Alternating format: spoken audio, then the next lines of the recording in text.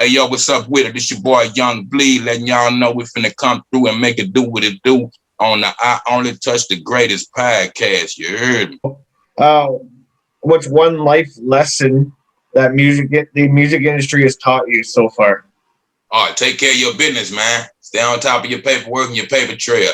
They taught me this when I come in the game. This is 90% business and 10% talent. And I grew to know what that means still to this day, man. So stay on top of your business, man. Definitely.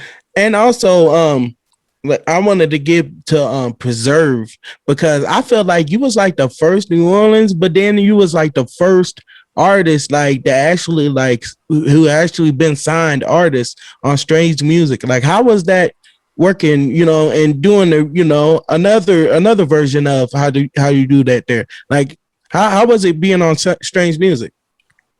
Strange. You know what I mean? Like you just said it in a nutshell. I was the only guy in the first, if they ever had another artist after me that came from the South. Right. So going into the Midwest, I've been coming back and forth to Kansas and different things, and actually kind of how I got the connection with those guys. But I always been a tech fan, but never knew it'd end up like that in life, since Questions and Gang Related. That was one of my favorite N9ne songs.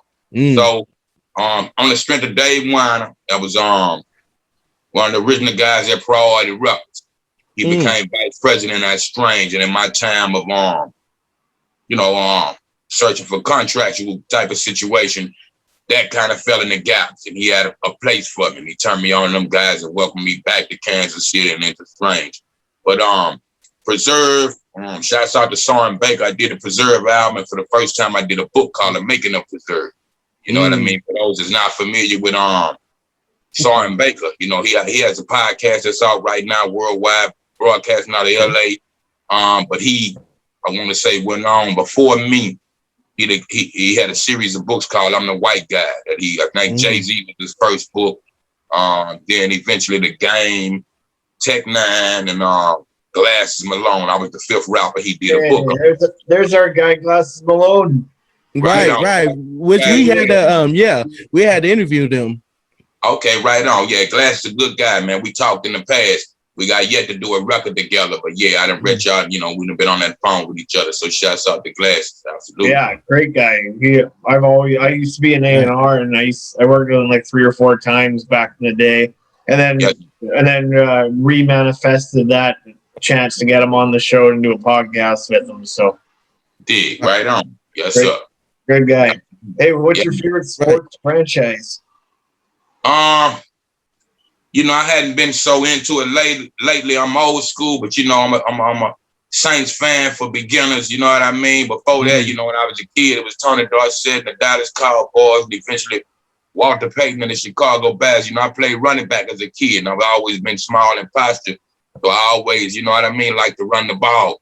So nowadays, lately within the last few years, man, of course I was going with the Supersonics and Steph Curry, man, was my guy. I did LeBron and all that, but yeah, that quick pop, stop, and drop, man. Yeah. Yeah, man. Right. Because Supersonics was a hit too. I mean, you had a lot of them, a lot of those legends from Gary Payton to, from Sean Kemp, you know what I mean? I remember when them shoes came out back in the days. Them Kemps. Them Kemps, yeah. Yeah, they had like you said, a whole legendary squad, but just lately, but yeah, Durant, Draymond Green, you know what I mean? Was my man Chris was just as fluent with pretty much as Steph that played for, if I'm saying his name right. But and I know a plethora of guys. My cousin is Tyrus Thomas, played for the Bulls, a couple of years, played on upright jersey. So I got a family of ball players, and he the only one that made it to the NBA. But as far as that lineage, on the b-ball, yeah, that was my thing too. So I know a lot of players, man. Shouts out to Michael Bibby out in California with the Sacramento Kings, a friend of mine, man. So I go with the game. I'll pick somebody from watching it.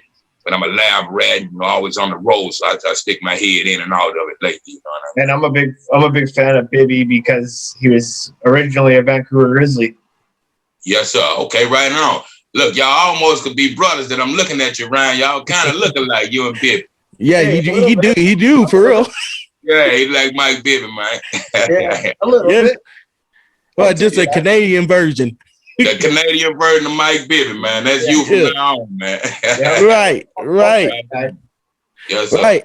And back in 2000, you even signed with C Murder, not C Murder, but well, Free C Murder by the fact, and we're gonna get to that too.